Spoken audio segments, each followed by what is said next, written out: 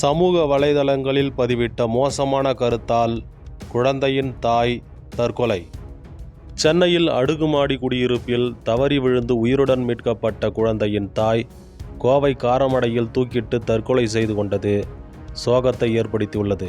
குழந்தை மீட்கப்பட்ட சம்பவம் தொடர்பாக சமூக வலைதளங்களில் சிலர் குழந்தையின் தாய் ரம்யா குறித்து மோசமான கருத்து பதிவிட்டதாகவும், இதனால் மன அழுத்தம் ஏற்பட்டு ரம்யா சிகிச்சை எடுத்துக்கொண்டதாகவும் கூறப்படுகிறது.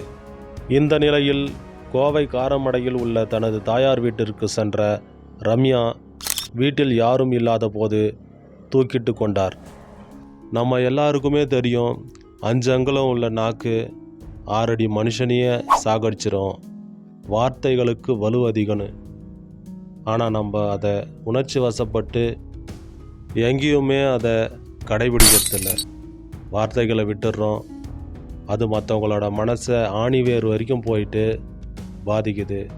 அதனால் நடந்த சம்பவம் தான் இந்த மாதிரி சம்பவங்கள்.